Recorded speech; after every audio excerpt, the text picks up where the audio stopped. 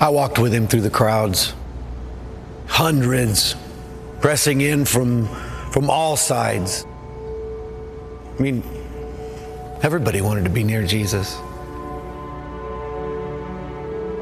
There was no way that he could see them all, but he felt. He felt their hurts, their needs. And so many times he would stop, and right there in the midst of the masses, he'd minister to the individual. We were always trying to rush him. Well, we thought we were protecting him. We just didn't understand. And then, on that day, as he hung there, he looked at me, and it just caught me off guard. He suffered so much. I can't describe it.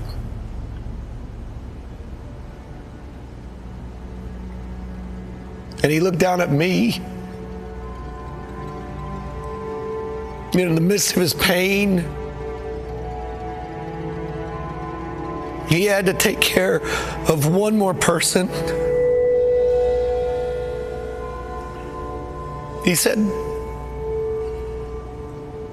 "Take care of my mom." He called me brother. I loved him like a brother. And for that moment, that's where we were. Mary buried her head in my chest. And she just wept. And I looked up at him. And I nodded.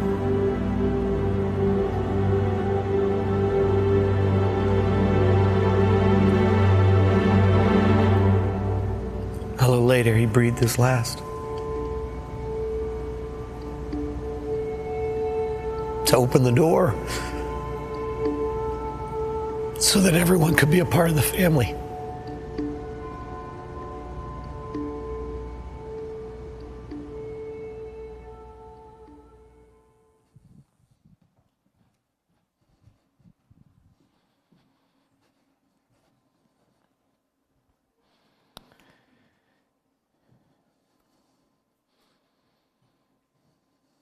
Well, we're in a series that put our First Peter series on hold.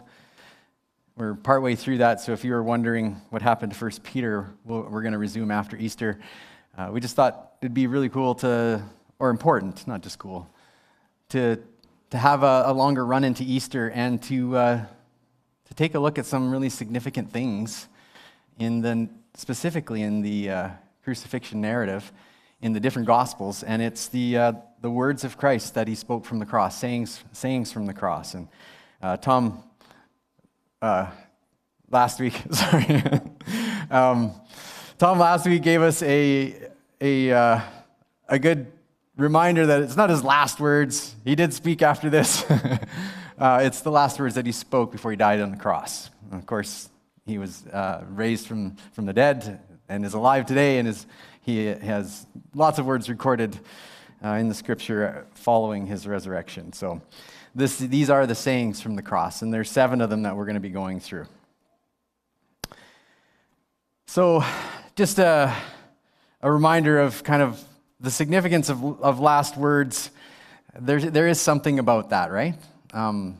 If you've ever heard someone say their last words, they're seared in your memory. And so my hope as we go through this series is that these words become a little more significant, have more meaning and impact in your life, because they're all very significant. All the words that Jesus spoke ever, all of them are significant. But there's something special about those last words. And so we're gonna take note of them and dive into them. So Mary and John. It's interesting in the Gospel of John, John never refers to himself as John. He refers to himself as the disciple whom Jesus loved. And the other person that he doesn't ever name is Mary, Jesus' mother. He always calls her Jesus' mother. It's interesting. I'm not really sure why he does that, but he doesn't. And so it's just one of those interesting things, like, And what comes out of, and we're actually going to talk about this a little bit later, what comes out of it is very clearly how John was impacted by the love of Jesus. So it's hard to imagine Mary and John. And one of the things that from the video, it shows emotion because we're watching a video, but John's account of the crucifixion, and even himself and Jesus' mother Mary at the cross, there's not a lot of emotion in the story itself written into it. It's just lots of detail. He's telling the story, but he's not telling it to evoke an emotion in us. And it's okay to have the emotion, by the way. I'm not against that, because I have emotion already when I'm reading, especially the book, or especially through the story that John gives us. There's something that's, I don't know, it's hard. And I don't know if you've ever kind of picked up a gospel and read it front to back, all in one sitting, but there's something that happens, I think, when you do that with one of the gospels, and when you get to the crucifixion story, it pulls in your heart a little stronger. At least it does for me. And I've noticed that a few times where I'm like, oh man, I know what's going to happen. I've read this so many times, and yet I feel it again. And so reading through the gospels in one sitting can, or at least one of the gospels in a sitting, it does this. It evokes emotion, even though the writer hasn't, specifically John in this case, hasn't kind of put that emotion or tried to manipulate us in any way. But it's hard to imagine both of their pain because of how much they loved Jesus and had received his love. You know, with John, it's one thing, but with his mother, I can't imagine her pain. This is her son. And she believes in him. She believes he's who he said he is. But regardless of that, she is a mom, and this is her boy, her firstborn. So I can't imagine how much pain is involved in that exchange that we're going to go through today. And I'm reminded of the prophecy at Jesus' birth from Simeon. And he, well, not just a prophecy, but he gives words, and specifically to Mary, but to both Joseph and Mary. And he says that this child is destined to cause the falling and rising of many in Israel, and to be a sign that will be spoken against, so that the thoughts of many hearts will be revealed. And a sword will pierce your own soul too. Pretty hard words at the birth of your firstborn son. But this is it right here. This is Mary's most difficult moment in her entire life. And so today's saying from the cross is, "Woman, here is your son." And to the disciple, "Here is your mother."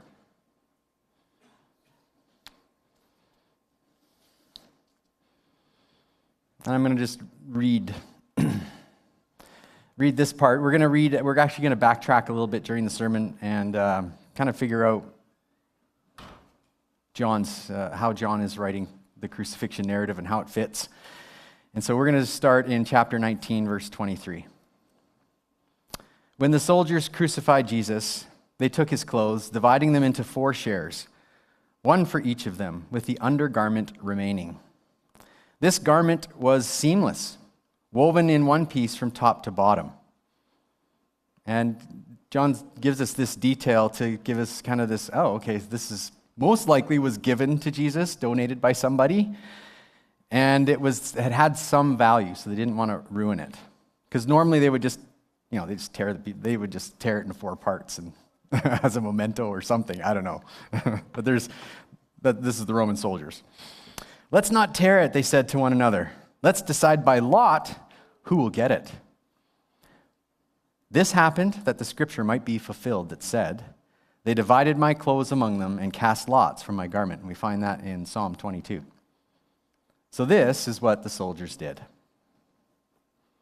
Near the cross of Jesus stood his mother, his mother's sister, Mary, the wife of Clopas, and Mary Magdalene.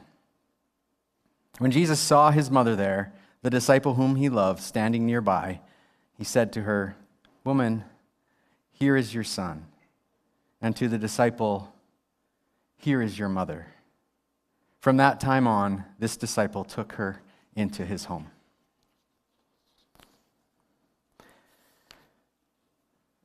So as I was trying to think of where to go with this, I'm like, that's such a, you don't need to write emotion into something like that, right? It is an emotional situation. A dying son looking out for his mom is, yeah. And so it gets me, and I'm like, where do I go with this? I don't want to just evoke people's emotions, and not that we shouldn't, again, like, it is emotional. So I started looking into how John has constructed, I guess you could say, his eyewitness account of the crucifixion, or the crucifixion narrative that he has written. And so a couple weeks ago, we went through that with Luke, and Luke very clearly emphasizes the humiliation of the Christ.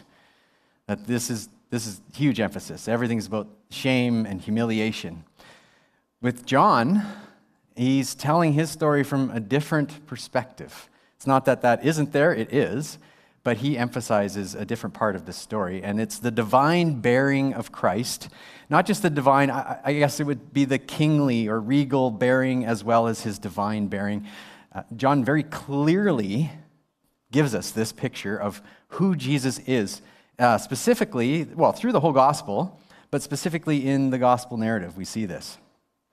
And we see this, first of all, in the arrest. So right off the beginning, we have an arrest, and Jesus is in the garden. Judas comes up to betray him, and the soldiers ask, who is Jesus of Nazareth?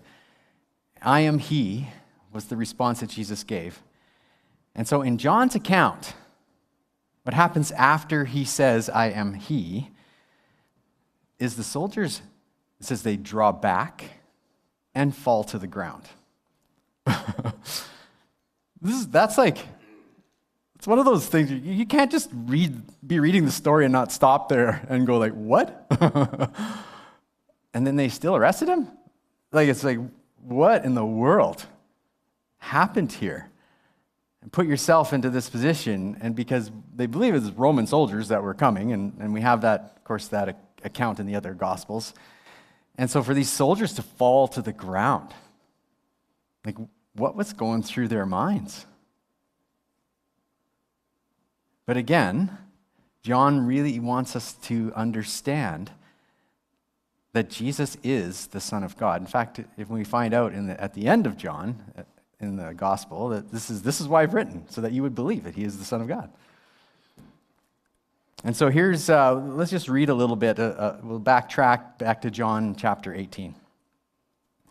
"So Judas, having procured a band of soldiers and some officers from the chief priests and the Pharisees, went there with lanterns and torches and weapons." Right? Because this is the Romans. If there's any kind of insurrection, they're going to squash it. "Then Jesus, knowing all that would happen to him," that's a very intentional statement by John, "came forward and said to them, 'Whom do you seek?' They answered him, 'Jesus of Nazareth.' Jesus said to them, 'I am he.' Judas, who betrayed him, was standing with them. When Jesus said to them, 'I am he,' they drew back and fell to the ground."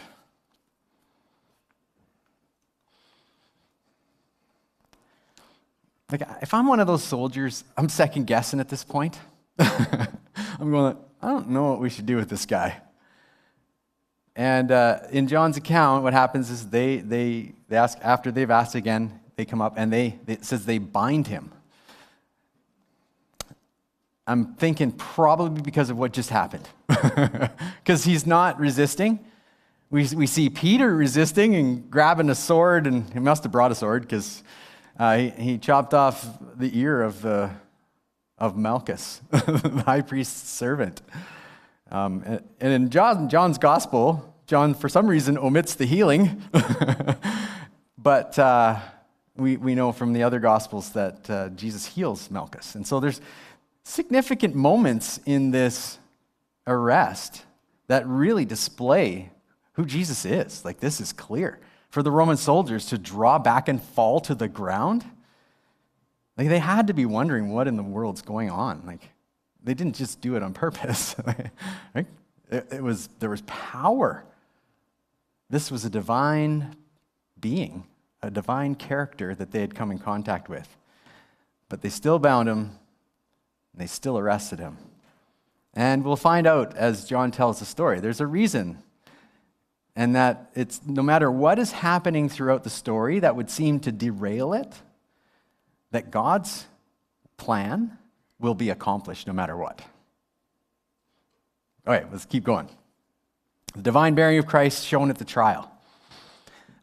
So there's quite a bit that goes on in the trial, but specifically Jesus has a few statements where he's talking about being a king and specifically about a kingdom. My kingdom is not of this world. And what Jesus tells Peter immediately is to put away his sword, because Peter's going to fight, and Jesus is like, nope, that's not why we're here. That's not what kind of kingdom I have. And so we find out about this in Jesus' conversation with the Roman Pilate, who was the governor of that whole place. So John's account of the trials, so there's multiple trials, he skims over the Jewish authorities. He doesn't say a whole lot, just giving very little detail, but gives a lot of detail when it comes to the Roman trial and Jesus' conversation with Pilate. And so throughout the conversation with Pilate, the issue of kings, kingdom, and authority is forefront, and that's exactly what you would expect if two men of great power were to come together and have a conversation. But the irony here is that Jesus is on trial, and Jesus has been has been allegedly charged with conspiracy against Rome. Like, that's what's going on. That's the only reason that Rome would crucify people is if you were part of an insurrection. That this was their way. This is a specific way. The public death, the shame, the humility was a deterrent from uprising against Rome. And so crucifixion was reserved for this specific crime only.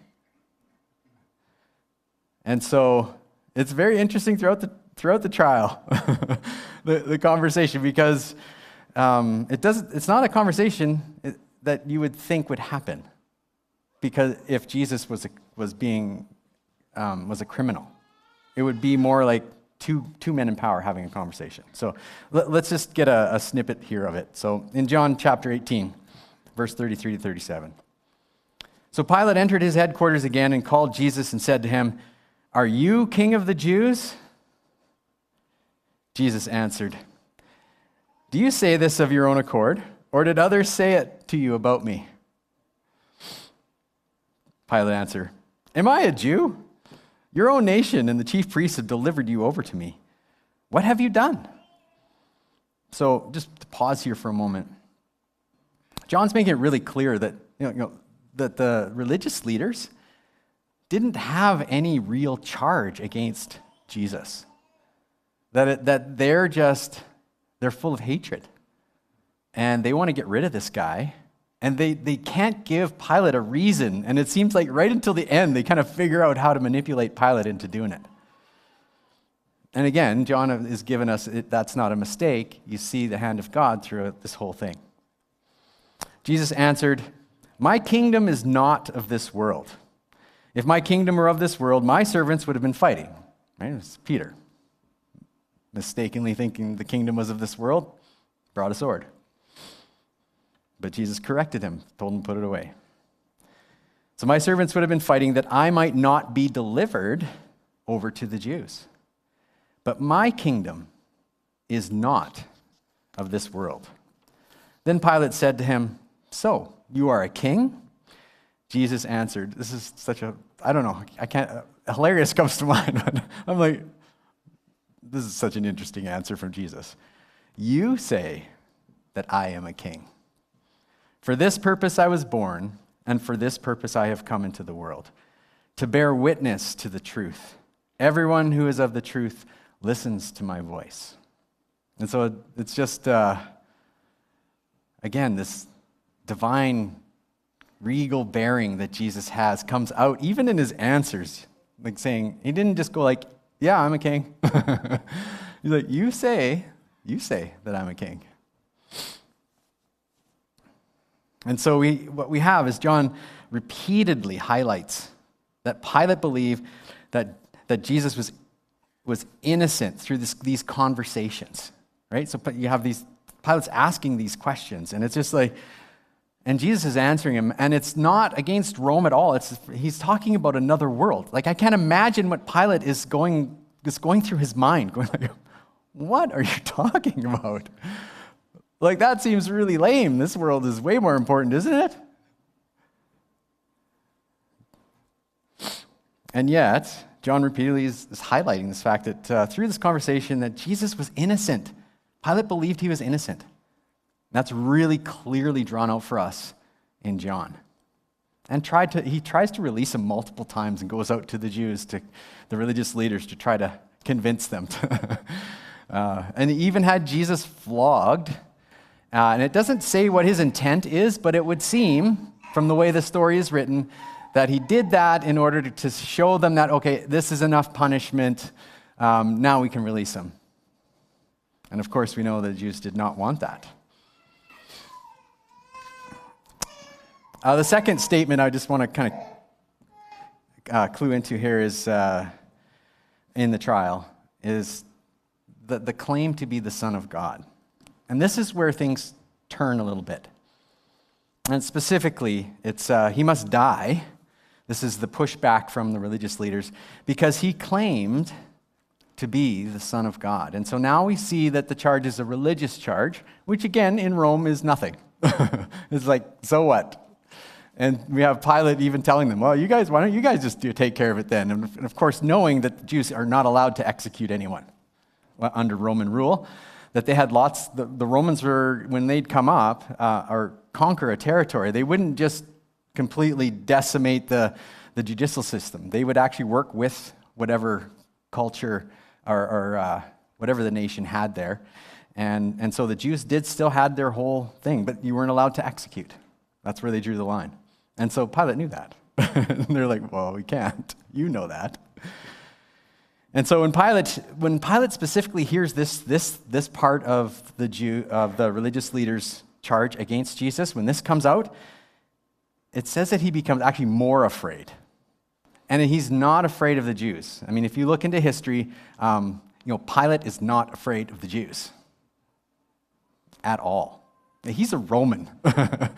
And he has the Roman army at his disposal.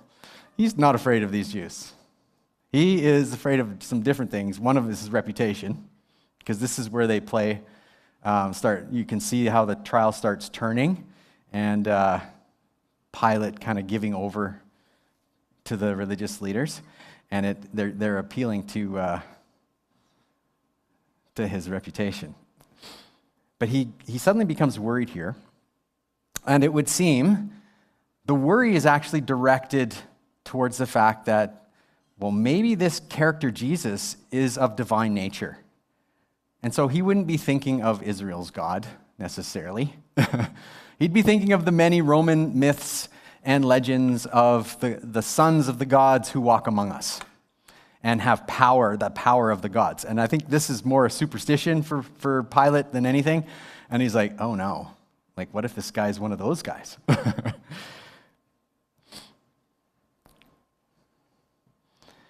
And here's It's actually in John chapter 19 where this takes place.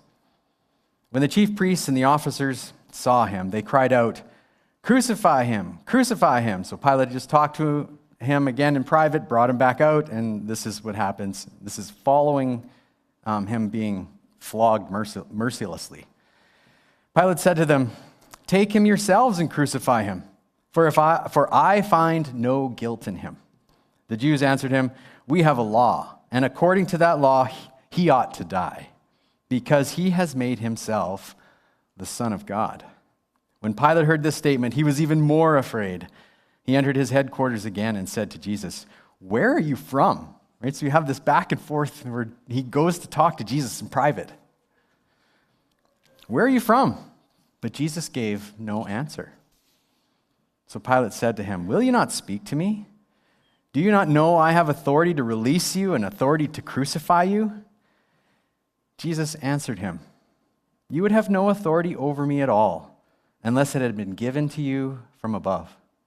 Therefore, he who delivered me over to you has the greater sin." From then on, Pilate sought to release him, but the Jews cried out, "If you release this man, you are not Caesar's friend." So this is where the Jews kind of find their spot, the soft spot for Pilate, and it's his reputation. Everyone who makes himself a king opposes Caesar. And what we find here is Pilate is in a tough spot where this is the point where he goes like, uh-oh, this is not what I want to be known for, is someone who calls himself a king and being friends with him. That's not going to fly with Caesar. And so, as the story goes, Pilate fashions a sign, and it's written in 3 different languages. So there's only a few people at the trial that would have heard Pilate say, "This is what I'm going to write."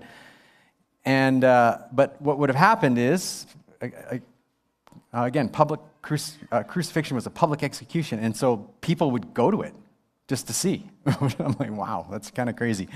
But it was one of those things, spectacles, and so many people would have read the sign, and it was written in 3 different languages. So anyone who could read, who was in that area, would have been able to read in one of those 3 languages. Now the Jews, we find, object to this sign. And the sign said, "Jesus of Nazareth, King of the Jews." And they object. They're like, "No, say that he claimed to be King of the Jews." And Pilate's response is interesting. "I have written what I have written." So too bad for you guys. I think he had some joy there. And so that's, again, we see the divine and regal bearing of Christ in the trial. And finally, the fulfillment of Jesus' words. I found this fascinating. Throughout John's crucifixion narrative, you hear this over and over, and we read one of them, and this was to fulfill the word he had spoken, and he uses the same language of the scriptures that were fulfilled. And so what we have here is John equating things said in the Old Testament, prophecies about Jesus, such as Psalm 22 that we read, and Jesus' words. He gives them equal weight. And it would be mind-blowing for John to have a saying of Jesus that wasn't fulfilled. To John, that's impossible. It's unthinkable. Because all of the words of Jesus were fulfilled. Because the words of Jesus were the words of God. And we see this clearly in the way he has written it. And each time we come up against something that was said in the Old Testament or that Jesus said, he uses that phrase to fulfill the word he had spoken or to fulfill the words that were spoken by the prophet. And so we see the divine bearing of Christ really clearly. So the question for me is, okay, so how does this affect our statement from the cross today? And it took me a little while because I'm like, what is going on here? So John is writing these, and John includes 3 sayings from the cross. And the other 2 are more clearly aligned with the stuff that we've gone through. This one was a little bit harder because I'm like, well, how does this line up? Like, he isn't just throwing this stuff in here. John's also the only one that writes this, but I think obviously it's because it was spoken to him from Jesus from the cross. And so as I look, I'm like, okay, as I thought about and prayed about it and looked into it, I didn't see any, no, commentators didn't give me any help on this one. So I was like, okay, if Jesus is the king, and that's clear, and of divine, like his divinity is clear here, what's with the whole exchange with his mother? And so this is my thinking. I don't know if this is legitimate, so I'm just not going to spend a lot of time here.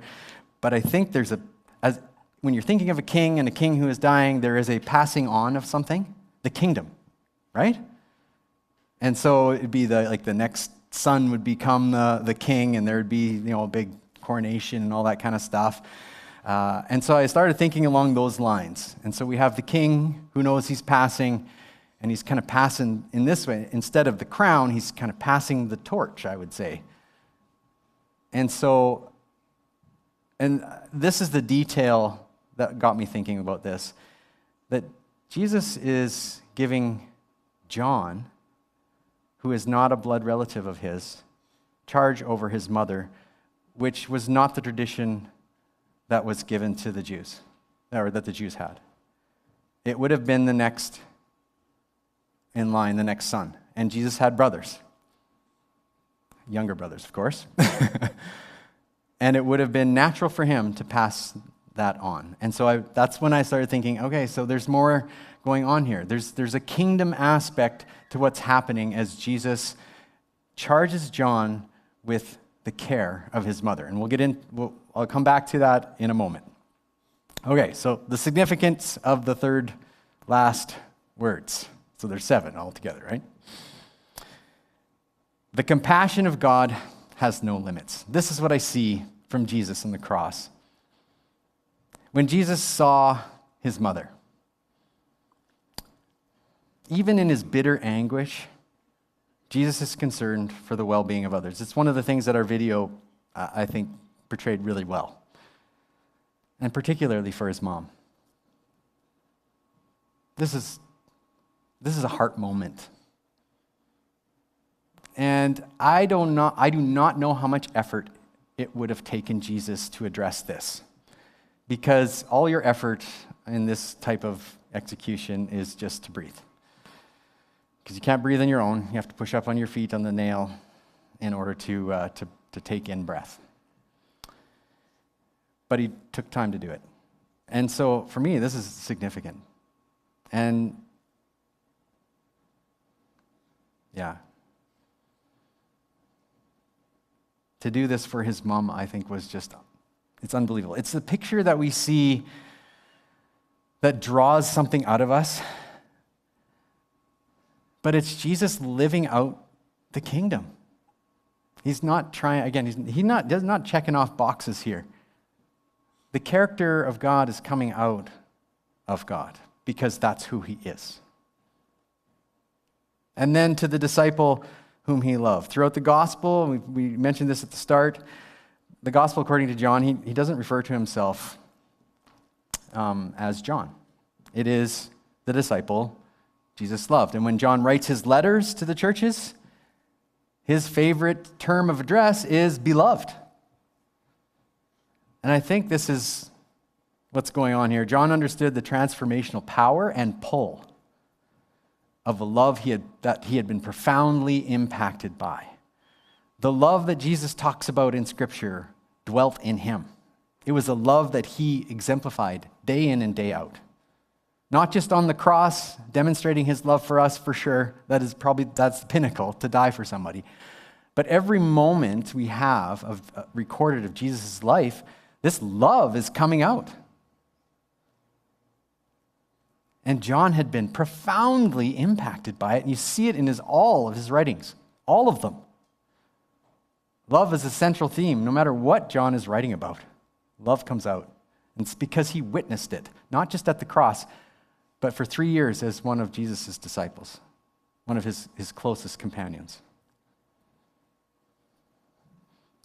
And so the compassion of God displayed even in these extreme circumstances of his own pain, his own anguish, it's who God is. Our God is a God full of compassion, a compassionate God. Well, secondly, is that love is a fulfillment of the law. Woman, here is your son, and to the disciple, here is your mother. Jesus was fulfilling the law, part of the 10 Commandments, even from the cross, fully being obedient to the honor your father and your mother. And so one of his last words is meant to honor his mother, to make sure that she's taken care of. And so he's fulfilling the law. And we often see the 10 Commandments as kind of a list of things almost to achieve. I like to see them as kind of the bare minimum in some ways. This is how to love your neighbor. But if you're just following them to love your neighbor, that's the bare minimum. Jesus shows us the max. Jesus shows us how natural it is for somebody who is full of the Spirit and of this kingdom that he talks about. This is what comes out. And it's love. This is how Paul speaks about it in Romans chapter 13. Let no debt remain outstanding except the continuing debt to love one another. For whoever loves others has fulfilled the law. The commandments, you shall not murder. You shall not commit adultery. You shall not murder. You shall not steal. You shall not covet. And whatever other command there may be are summed up in this one command. Love your neighbor as yourself. Love does no harm to a neighbor. Therefore, love is the fulfillment of the law. So what we see here is love coming out of Jesus, fulfilling the law, fulfilling the requirements of the law, specifically to honor his parents here, to honor his mom. And I love how this is portrayed. That if we're just trying to gauge how we're doing by whether we've murdered or not murdered somebody, isn't that the least way you can love someone is to not murder them? Or the least way to love someone is not to lie to them or covet what they have? Like, these are just bare minimum, and yet Jesus shows us that the heart behind this isn't a bare minimum. It is actually love. Love is the fulfillment of this law.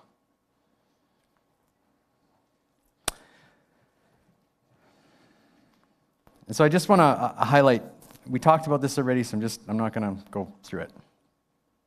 So normally Jesus would have commissioned one of his brothers to do this, to take care of his mom, but we find out his brothers don't believe in him. And we find that out in John chapter 7. They didn't believe in him. And so Jesus is emphasizing something important here. And it's about the family of God that is his true family. And Jesus said some really difficult statements, kind of scattered throughout the Gospels when it comes to his family. And, quite a few times, Jesus would kind of shift from, this isn't my true family, his blood family. My true family are, my mother and my brothers are those who are following me. Like, those are some hard statements because it elevates the kingdom, and kind of the blood family falls under that. That's hard. When I read that, I'm like, that can't be what Jesus was talking about. But it is, and we see it here displayed as he gives charge of his mother to John, because John believes in him. John's a follower of him. We see the importance that Jesus places on his mother being put into the home of someone who loves him and believes in him. That's his true family. So that's how the family of God is, I would say, seen by Jesus, as clearly portrayed in all the Gospels. And those hard statements are meant to make us think that this isn't just like an institution or a bunch of people getting together. There's something else going on here. And the significance of Jesus giving charge of his mother to John displays that. This is the family of God. There's an elevation here. These are the people that I'm going to be spending eternity with. This is my true family.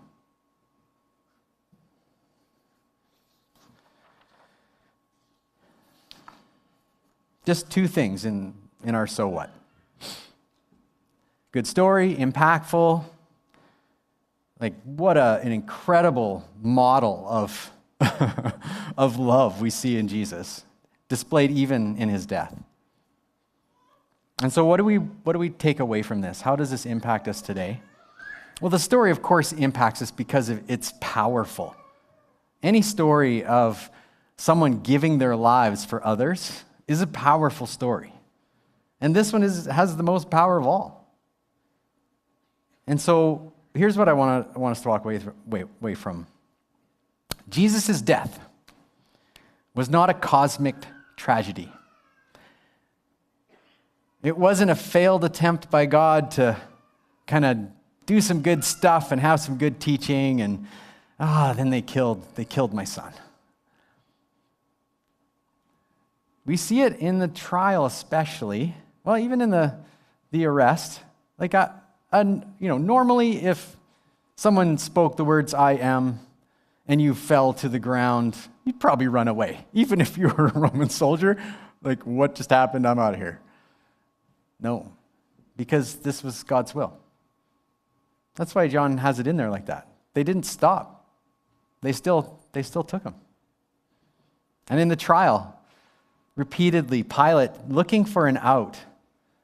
And yet every time he tried to release Jesus, which was multiple times to get out of this, something derailed that. And it's not an accident. This is God directing this whole thing. That this was God's plan from the beginning, that it was the cup that Jesus had accepted from God. That's how it's described earlier on in John.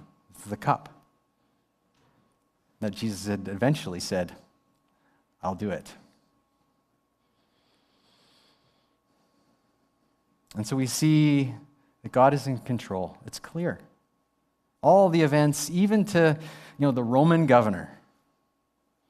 So it doesn't matter whether people are following God or love him or hate him or trying to whatever, he's working this out, and this is what's going to happen. And he uses unwittingly so many different characters in this story. Because God's will would be accomplished. And as John emphasizes, it's because that's what he said. So of course it's going to be fulfilled. So it's not a tragedy. So if you're looking at this, a good man dying a really difficult death that he didn't deserve, and that's it. So much more than that. Just look into the story. It's very obvious that God's hand's in it. It's very obvious that this man had a divine bearing. And secondly, we have the family of God. God's family is meant to reflect his character. That's one of the things that we know this. It's most of the teaching in the New Testament. It's like, this is what we need to look like. This is what we should be doing. This is what we should, as far as each other, the world. I mean, going through 1 Peter, that's what 1 Peter is unpacking for us. And we serve a God who displayed to the greatest degree what it looks like to love others.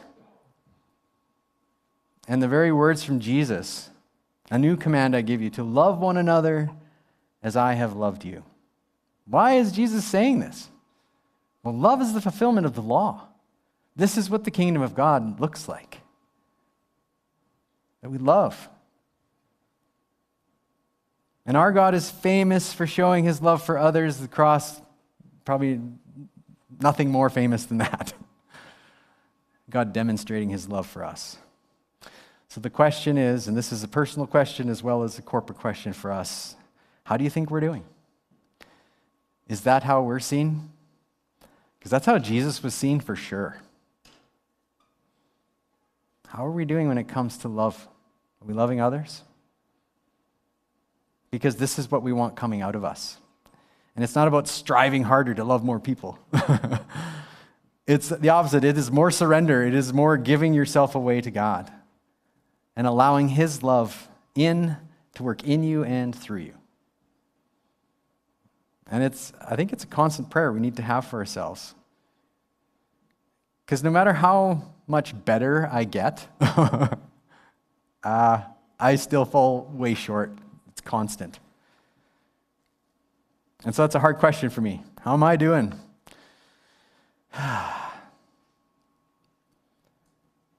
But it's not meant to evoke guilt or shame in us.